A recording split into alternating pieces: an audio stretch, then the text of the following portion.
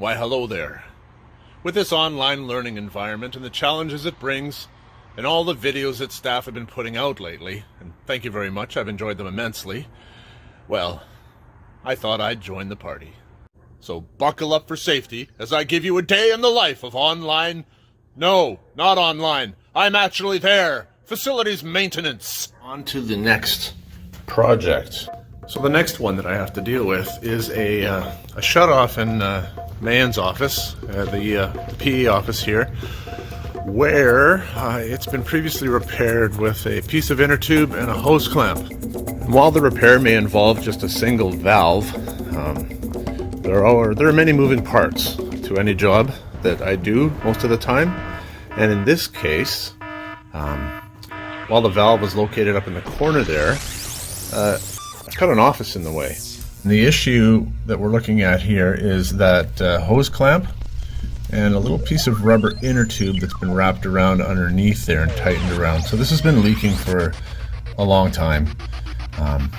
And it's one of those things that now that I know about it, but now what do I do with the mess that I'm going to make? And that's why I had to clear everything out of the way. Because when I remove this valve to repair the pipe, there's going to be water everywhere. It made the most sense to go from the other side. The other side being the wall in the change room here.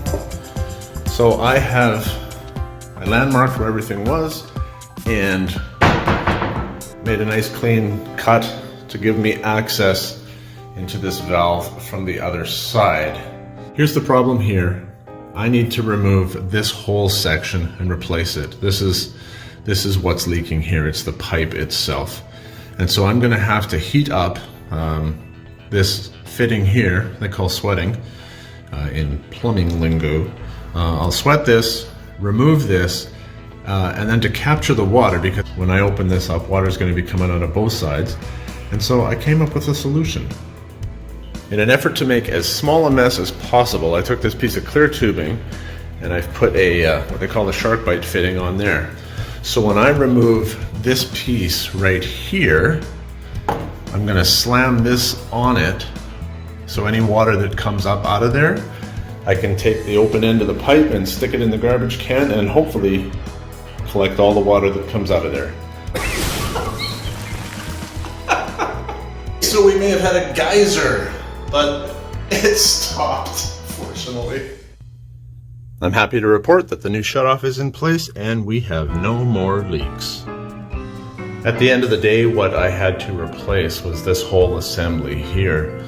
What made this challenging to solder this actually was because this is a recirculation line and you've got so much water in the piping and it's coming out of both ends that while I could shut this off here once it was in place, this kept filling up with water. And so the way to get around that was I used my vacuum cleaner and that little piece of clear tubing that you saw earlier, and I was literally sucking the water out of here at the same time as I was soldering it, so that I was able to get the pipe hot enough to actually make the soldered connection.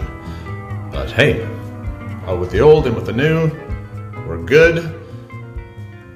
And now I have a hole in the wall to fix. Okay, I lied. I'm not quite done. Even though this shutoff has now been replaced and this is all good, if you look up here, it's evident that there has been work done here in the past.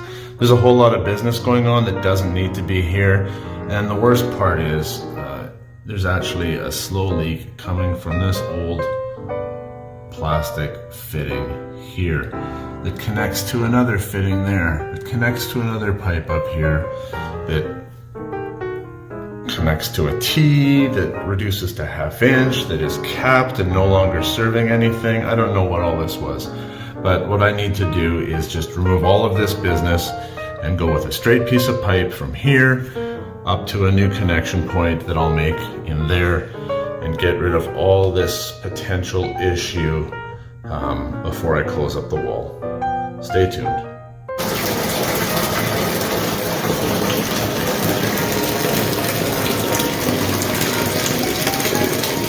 Out with the old and in with the new.